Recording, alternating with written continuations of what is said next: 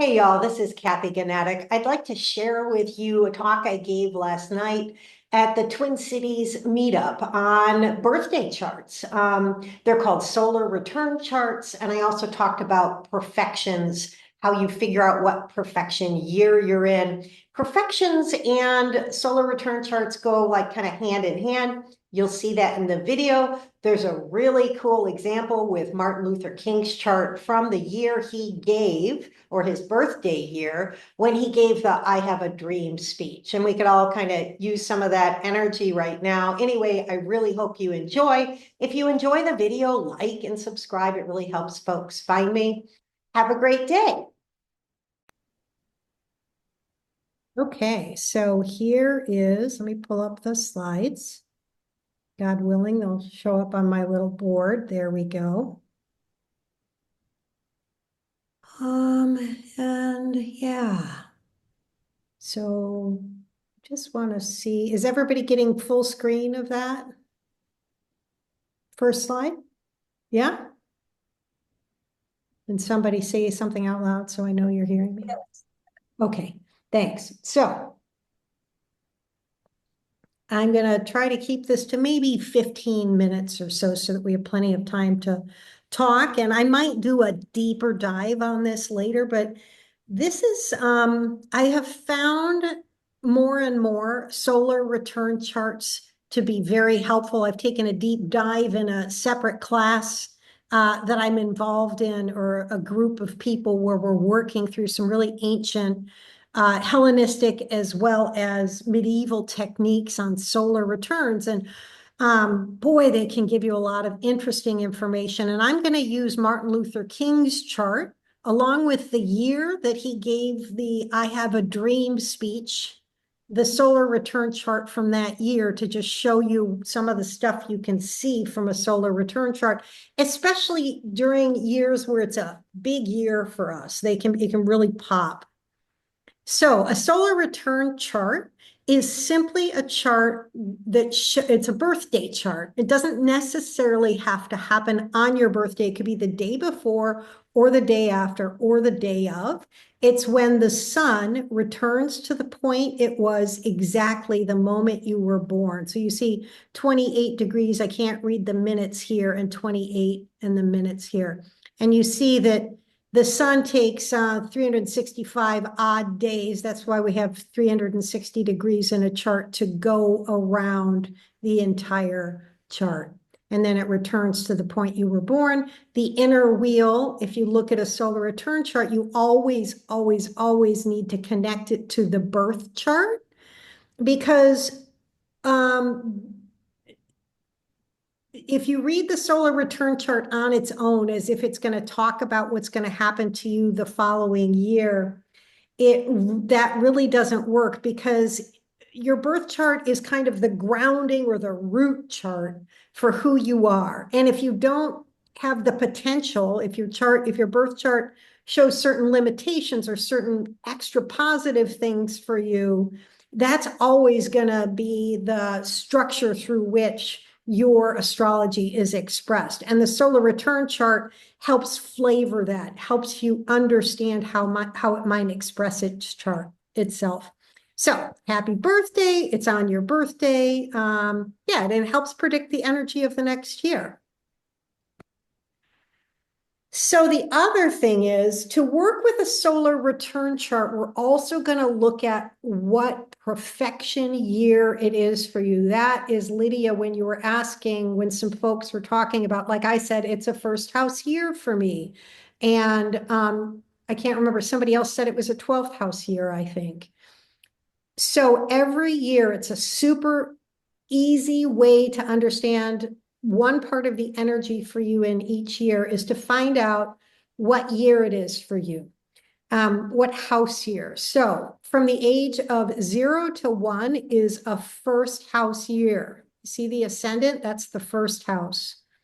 From 1 to 2 is a second house year. From 2 to 3 is a third house year.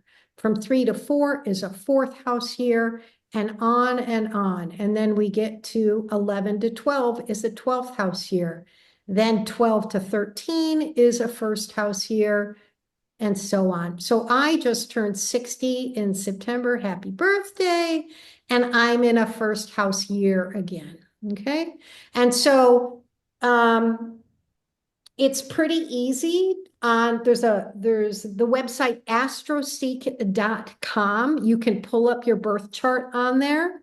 And if you go under the traditional house calculator, it's on the left, and you hit on that button, it will show you what profection year you're in. If you go to my YouTube channel, I did a 15-minute video that shows you how to use AstroSeek to do that. Or just use it in general to pull up your birth chart, etc. So you can always look at that if you want to know how to pull up your birth chart. May I ask a question real quick? Sure. I'm on March 13th, I turned 72. So will Mhm. I be in my 0 year then? Yeah, yep, Okay. exactly. And That's another way. I mean, you could figure it out just looking at this chart as well. But if you didn't want to have to, yes, absolutely. okay, So on March, what did you say? March 13th. Good, good. I mean, oftentimes 12th house years might be a little bit more difficult, although as we get older, they're not as difficult because we kind of live through life and the ups and downs and stuff. But first house years can be pretty dynamic. My year has had its difficulties, but it's also like a first house year can really be about coming into your own, because the first house has to do with who you are. And so Lydia also, and everyone, you could go back and look at the themes of what happened when you were 60 and 48 and 36 and 24. Okay. No, I'm just saying, because I looked I back. love it. I Yeah, love it. when I was 48, I gave a really big presentation. It was a really big deal for me. And the same thing has kind of happened for me this year, where it was a big deal from the sense of feeling like I stepped more into my authentic sense of who I was. It wasn't like I got, fame or fortune or anything out of it, but it's that kind of thing. It was a real pivotal moment for my self-development. So you could think about that a little bit. Okay, thank you. Yeah, you're very welcome. So yeah, you take the solar return chart and you use your understanding of what house and sign is important for you, what year you're in, to help you interpret. It kind of highlights then certain points in the solar return chart, and I'll explain that now. So the way that works is every year has a Time Lord. It's like the planet that's in charge of, he's like the boss. His energy is going to be important. And it's the planet that rules the sign that house is in. So for me, I'm a Scorpio rising, and Mars rules Scorpio. So Mars, the god of war, is responsible for the year for me. And at the very beginning of the call, I talked about how I'm in a Mars ruled year and a Mars ruled month. Well, I won't go into the month piece yet. And I had an accident recently. It wasn't a bad accident, but it was striking for me. So that just fits with the vibe of Mars ruling my year, because Mars can be responsible for accidents. So you can have the planet that rules the sign. So if you're in a second house year and your Sagittarius is your second house, then Jupiter would be responsible for the year, because Jupiter rules Sagittarius. I didn't include it in these slides, but if I do have a slide from another presentation I can send folks that carries the information about which planets rule which signs. So anyway, yeah. So the main Time Lord is the one that rules the sign that's responsible for the house of that year. And then you can have these secondary Time Lords that are kind of like the managers for the year. They're the ones who are doing the day-to-day work for you, and they can be very important as well. And those are if you have any planets in that house in your chart. So I'm a Scorpio rising. Say I had the planet Venus in my first house, then Venus would kind of add a flavor to that year. She'd maybe add some abundance and goodness and beauty, and things like that. So that can add a little bit of a flavor. So I'm going to show you, and was so interesting. I just off the top of my head thought, oh, I wonder who I could use as an example. I was thinking of using myself, but that gets a little dull after a while. And I thought, I wonder if when Martin Luther King gave his I Have a Dream speech, if you could see that in the potential for that in his birthday chart, his solar return chart from that year. And so he gave that speech on August 28th, 1963. And interestingly enough, we're going to find out later why it's interesting. That speech had in part to not just to do with racism and the dream that there'd be equality, but it was also about the economics of the situation and about the need for people to have jobs to support themselves, the need for people to have sort of everyday kind of working jobs. And we're going to see how that theme plays in to his solar return chart. We move this up a little bit, just 1 second. I guess that's where we're going to go with that slide. Okay. And so this is the last slide. It's a lot of information I know on one chart. I'm going to try and break it down for you. You're going to see there's a little bit of a color coding to the circles in the chart.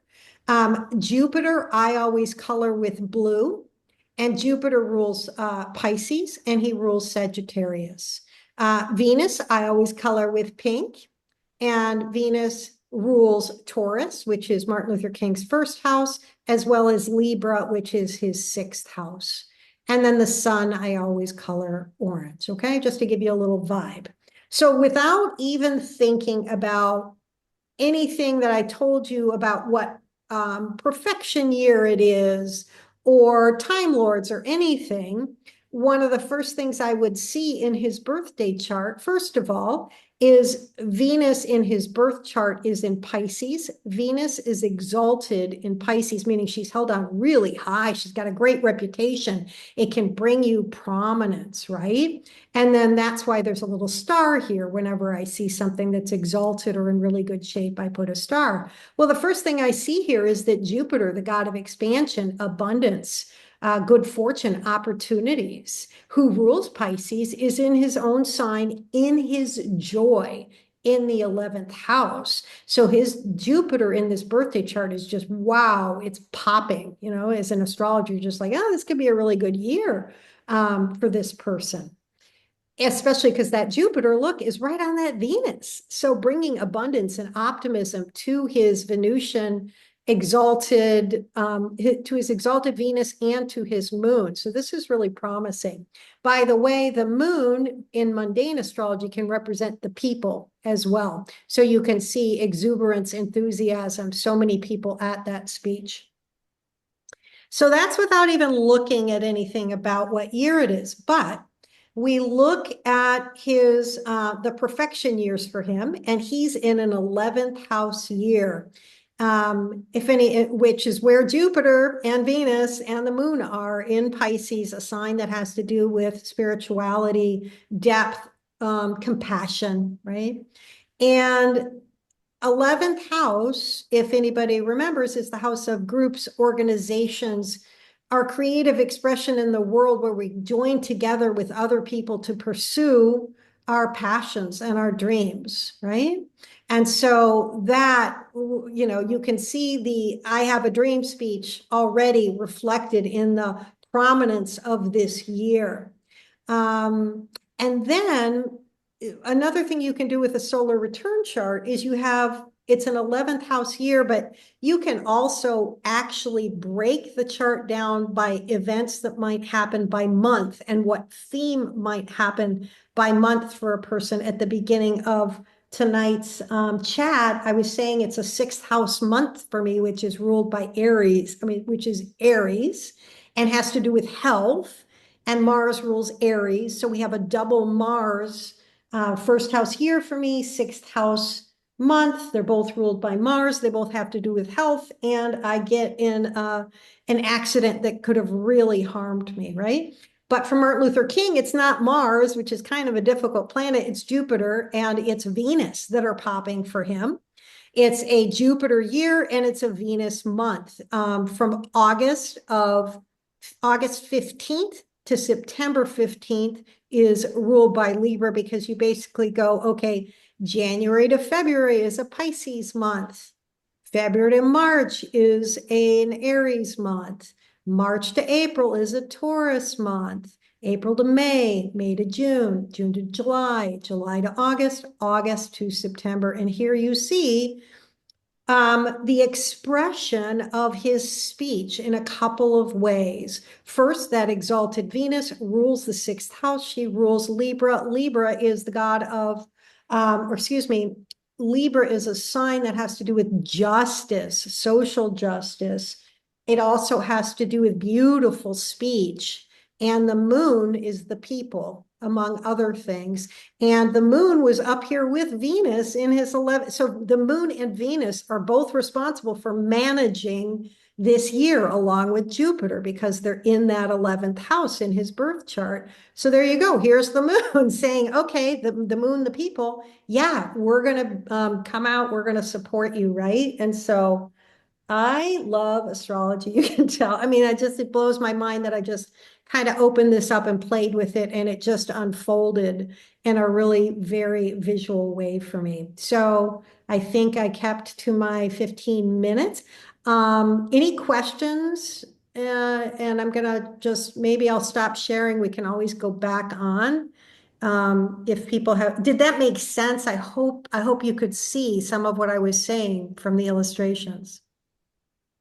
Kathy, I have this seems to be a pretty basic question, but anyway, said you are or were in a sixth house month, and then that you said it was ruled, but how do you know which house month how would I know which house month I'm in? Sure, that is, so I'm going to do it without an illustration and hope that my words make sense to you. But if not, we can go back and look. So, you know what? Let me do it with Martin Luther King's chart because I think we do need an illustration. Just a second. So what you do is you start with the year or the house that is the year. So he's in an 11th house year. And so the first month of that 11th house year is January 15th to February 15th is the first month of that year. Okay. So the month, the Profection month is a Pisces month from January 15th to February 15th. And then from February 15th to March, excuse me, yeah, it is, yeah, February to March 15th is an Aries month. And then March to April is a Taurus month. April to May is a Gemini month. And so it adds a little bit of flavor.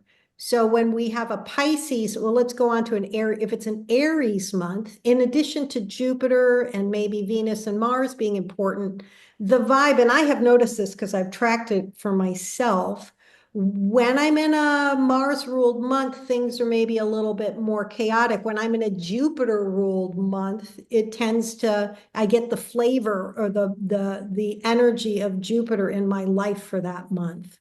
So basically you just go around the chart. The easiest way, what I do when I started working with this, I constantly got confused. There's a couple of ways to take your solar return chart and do this. If you create a PDF of your chart, then you can type in the language on the PDF. I wonder if I can do that here. Let's see.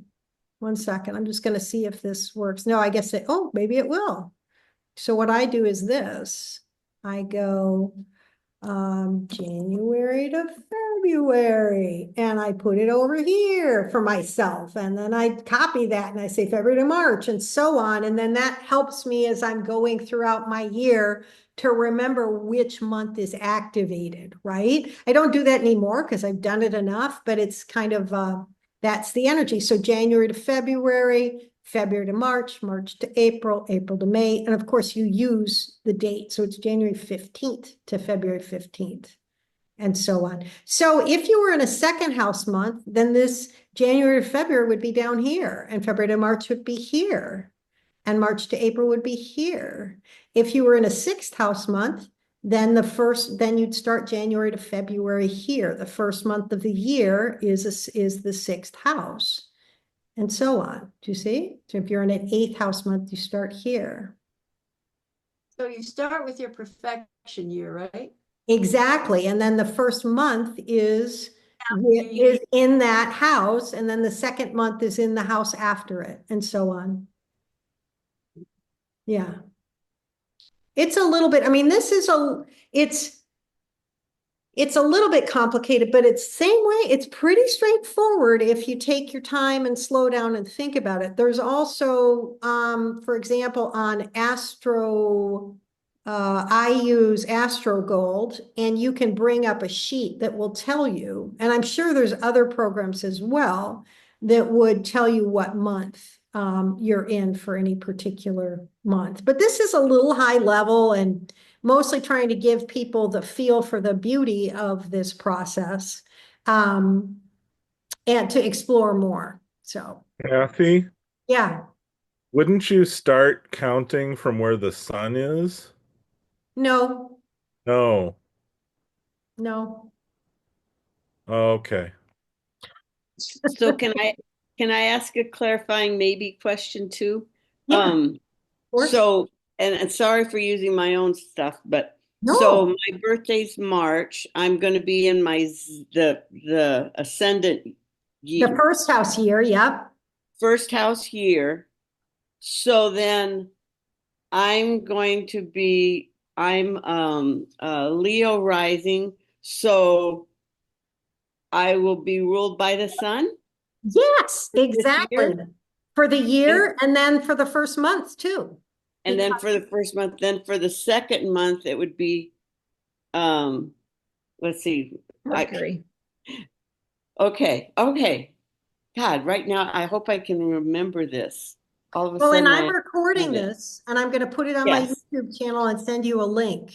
So Thank you you. can look at it again, and we can always talk about it again. I feel like we might be able to bring it up when we look at Shalice's chart, which maybe we'll do next, and maybe that would be a good example. I'm not sure if it'll show. Just depends. There's a lot more sometimes to looking at what important years are. And, the interesting thing about astrology, it always works backwards. So if I look at a year that felt really significant for me, I'm going to see my solar return chart had some hot stuff in it, right? But we can't necessarily know in advance. I don't know. That's just how it works. So one of the ways, if you were going to play with this, and if you're somebody who's a little bit older, I would, instead of trying to figure out what's coming up for you, I would pick a year in the past that was monumental for you, like a really big year. And you can pull up the solar return chart for that, or I'd be happy to work with you if anybody wanted to book a quick reading or something like that. And we could look, and then it could help you understand a little bit more deeply your own chart, because that's the thing about looking at our own past experience and working with those charts. It helps astrology open up to us.